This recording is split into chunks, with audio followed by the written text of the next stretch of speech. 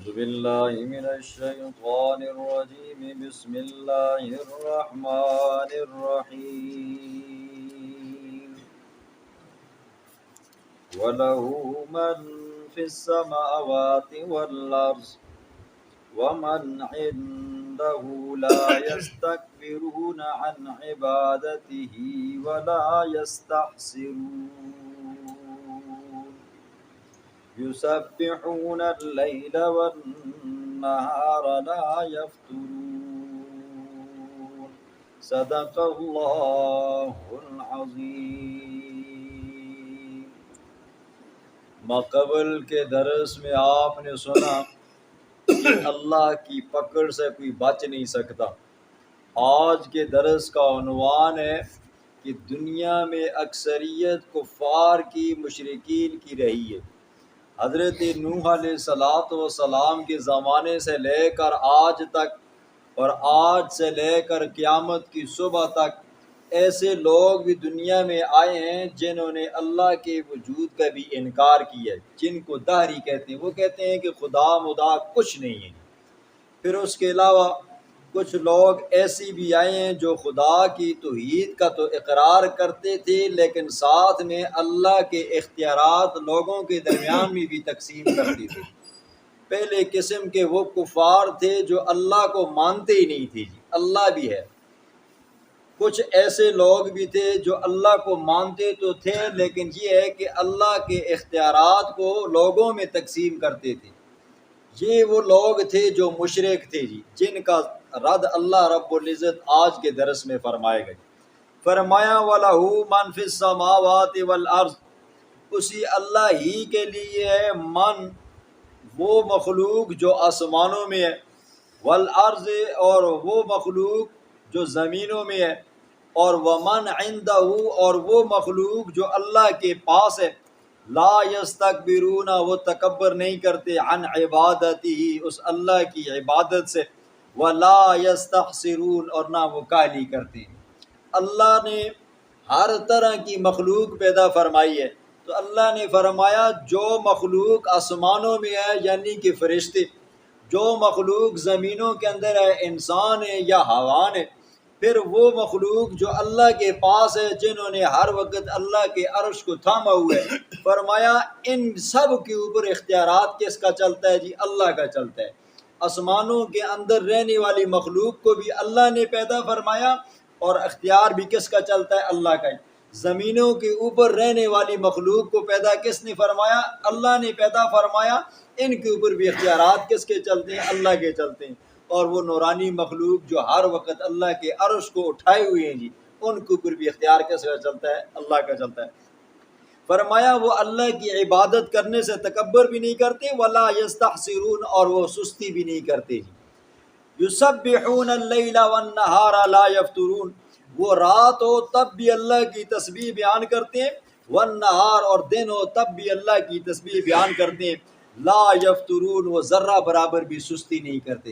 فطور کا معنی ہے کہ کام کرتے کرتے تھوڑی سی بندے کو سستی آ جاتی ہے اس کو عربی میں فطور کہتے ہیں۔ آپ اس کو آسان سمجھیں کہ کوئی بندہ کسی بندے کو مزدوری کے لیے اپنے گھر کا سامان اٹھانے کے لیے یا سامان رکھوانے کے لیے یا گھر مکان بنانے کے لیے مزدوروں کو لاتا ہے جب تک مالک سامنے بیٹھو تو مزدور بڑی اچھی ذمہ داری کے ساتھ کام کرتے ہیں۔ تھوڑا سا مالک دائیں بائیں ہو گیا مزدور بھی بیلچہ پھینکتے ہیں اور کئی گہتی پھینکتے ہیں تو تھوڑے ڈھیلے ہو جاتے ہیں۔ فرمایا وہ اللہ کی مخلوق ہے جو رات ہو تب بھی دن ہو تب بھی اللہ کی عبادت کے اندر سستی نہیں کرتے۔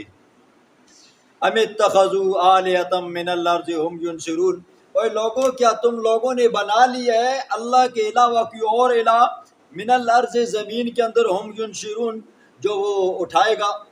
اللہ فرماتے ہیں میرے علاوہ بھی کوئی اور الہ ہے، جب تم مر جاؤ گے مرنے کے بعد دوبارہ تمہیں قبروں سے وہ اٹھائے گا؟ نہیں، میں ہوں جو تمہیں زندہ بھی رکھتا ہوں، تمہیں موت بھی دیتا ہوں، دوبارہ اٹھاؤں گا بھی میں۔ فرمایا لو کان فیہما آلہۃ، اگر ہوتے زمین و آسمانوں میں آلہۃ الہ، الا اللہ، سوائے اللہ کے سوا اور الہ ہوتے، ایک نہیں دو ہوتے، تو فرمایا لفسدتا، البتہ زمین و آسمانوں میں فساد ہو جاتا۔ دیکھیں اگر دو خدا ہوتے تو ابتدا ہی سے خرابی چلتی جی. اے خدا کہتا ہے میں آسمان بنانے لگا ہوں, دوسرا کہتا ہے کہ نہیں بناؤ. اے خدا کہتا ہے میں زمینیں بنانے لگتا ہوں, دوسرا کہتا ہے مت بناؤ. اگر ان کا اتفاق ہو بھی جاتا چلو زمین آسمان بنانے پہ جی, تو اے کہتا نہیں میں بناتا ہوں تو مت بنا جی. پھر اس بات میں بھی اختلاف ہو جاتا. اے خدا کہتا ہے زمین کے اوپر میں پانی برساؤں گا, دوسرا کہے گا کہ نہیں مت برساؤ جی. اے خدا کہتا کہ میں فلاں کو دینا چاہتا ہوں, دوسرا کہے گا کہ بھائی اس کو مت دو جی. یہ اللہ کے درمیان میں کیا ہو جاتی جی, پھر اختلافات ہو جاتے. تو پتہ چلا کہ زمینوں آسمانوں کے اندر صرف اور صرف وحدہ لا شریک ذات ہے, اس کے علاوہ کوئی اور الہ نہیں ہے. فرمایا فسبحان اللہ, پاکی ہے اللہ کی, رب العرش جو عرش کا مالک ہے, اما ان معبودوں سے یصفون وہ جو بیان کرتے ہیں جی. مشرکین کہتے تھے نا جی یہ جو بیت اللہ کے ارد گرد 360 رکھے ہوئے ہیں نا جی, یہ بچیاں دیتے ہیں, یہ رزق دیتے ہیں, یہ خوشیاں دیتے ہیں, یہ غموں کو ٹالتے ہیں, یہ بیڑے پار کرتے ہیں, یہ فلاں مصیبت کو دور کرتے ہیں, یہ ہماری حاجتوں کو سنتے ہیں, ہمارے ہر دکھ سکھ میں ساتھ ہوتا ہے. پھر وہ یہ بھی کہتے ہیں یہ فرشتے اللہ کی بیٹیاں ہیں جی, نورانی مخلوق ہے, ہم ان کی پوجا پاٹ کرتے ہیں, یہ فرشتے اللہ سے ہماری باتیں منوا لیتے ہیں. اللہ فرماتے ہیں نہیں, عما یصفون, اللہ ان شریکوں سے پاک ہے جو تم بیان کرتے ہو. اللہ کے سامنے سب ایک جیسے ہیں, اللہ کی یہ مخلوق ہے, اللہ نے انہیں بھی پیدا کیا تمہیں بھی پیدا کیا. اللہ فرماتے ہیں پھر مانگنا ہے تو مجھ سے مانگو. لا یسالو, نہیں سوال کیا جائے گا اس اللہ سے, اللہ سے پوچھنے والی کوئی ذات نہیں ہے. اما یفعلو, وہ جو چاہے جب چاہے جیسا چاہے کرے جی. کسی کو چاہے تو ایک نہیں دو بیٹے دے جی, جس کو چاہے دو دیے ہوں ان کو لے لے جی. اللہ سے کوئی لڑائی نہیں کر سکتا, اللہ کو کوئی کہہ نہیں سکتا کہ تو نے یہ کیوں کیا جی. اگر اللہ کسی کو دولت دینے پہ آئے تو دوسرا بندہ اعتراض نہیں کر سکتا کہ اے اللہ تو نے اس کو کیوں دیے جی. اگر اللہ دے لینا جی, کوئی یہ نہیں اعتراض کر سکتا ہے اللہ تو نے مجھے دیا تھا تو نے کیوں لیا ہے. اللہ فرماتے ہیں وَهُمْ يُسْأَلُونَ, ہاں تم سے سوال ضرور کیا جائے گا. اللہ کی مخلوق میں سے سب سے اونچی شان والا, سب سے اونچے مقام اور مرتبے والا ہمارا پیغمبر ہے جی. ایک مرتبہ ہمارے پیغمبر نے اپنی بیویوں کی دلجوئی کے لیے, گھریلو معاملات کو سدھارنے کے لیے کہہ دیا آج کے بعد میں اللہ کی قسم شہد نہیں کھاؤں گا. فوراً اللہ کی طرف سے عتاب ہوا, میرا پاک پیغمبر جس چیز کو میں نے حلال کیا ہے اس چیز کو آپ حرام کرنے والے کون ہو سکتے ہو. سورۃ تحریم نازل ہوئی, فرمایا یا ایھا النبی لم تحرم ما احل اللہ لک تبتغی مرضات ازواجک, جس چیز کو تیرے رب نے حلال کیا تو اس کو حرام کیسے کر سکتا ہے. تو رب کی رضا چاہتا ہے یا عورتوں کی رضا چاہتا ہے, لہٰذا اپنی قسم کو توڑ کفارہ دے. دیکھیں ہمارا پیغمبر ہے امام الانبیاء جی, سب سے بڑی اونچی شانوں والا ہے جی. اللہ ہمارے پیغمبر کو بھی کہتے ہیں لما تحرم, تو نے کیوں حرام کیا, تجھے یہ اختیار کس نے دیا ہے. تو خود سوچیں جب ہمارے پیغمبر کو اختیار نہیں ہے, پھر ہمارے پیغمبر سے بڑھ کر کون ہو سکتا ہے جی جس کو دنیا میں اختیار ملا. فرمایا ہرگز نہیں ہے. ام اتخذوا من دونہ آلیہ, کیا انہوں نے بنا ڈالا ہے اس اللہ کے سوا اور الہ.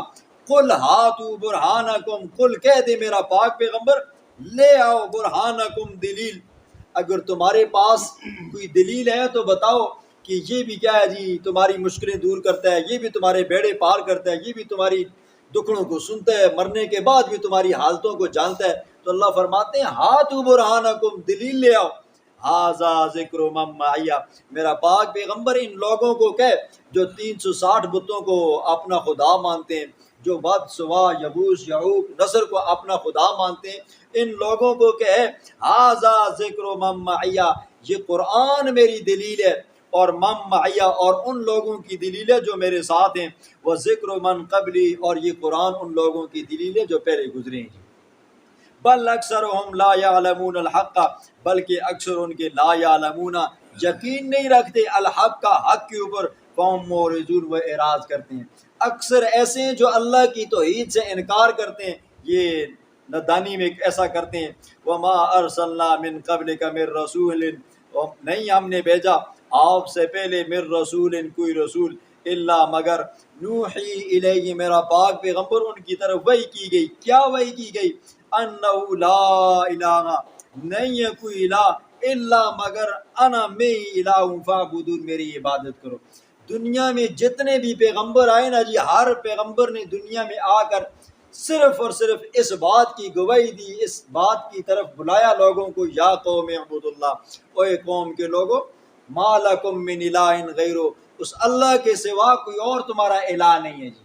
عربی کے اندر الہ اس کو کہتے ہیں جو ہر ایک کی، ہر وقت کے اندر، ہر زبان کے اندر ہر ایک کی حاجت کو سنتا بھی ہے، پورا بھی کرتا ہے، دیتا بھی ہے، اس کو عربی میں الہ کہتے ہیں۔ فرمایا ان سب کی پکار یہ تھی کہ اللہ کے سوا کوئی اور الہ نہیں ہے۔ وقالو، کہنے لگے، اتخذ الرحمن ولدا، کہ اللہ نے بنا ڈالا ہے ولدن، بیٹا، سبحانہ، پاک ہے وہ ذات، بل عباد، بلکہ وہ فرشتے بندے ہیں اللہ کے، مکرمون، عزت کی ہوئے۔ تم ظالموں، تم نے کیا کر ڈالا جی؟ فرشتوں کو اللہ کا بیٹا بنا ڈالا جی۔ اللہ رب العزت ہر قسم کے شرک اور کفر سے بچائے جی۔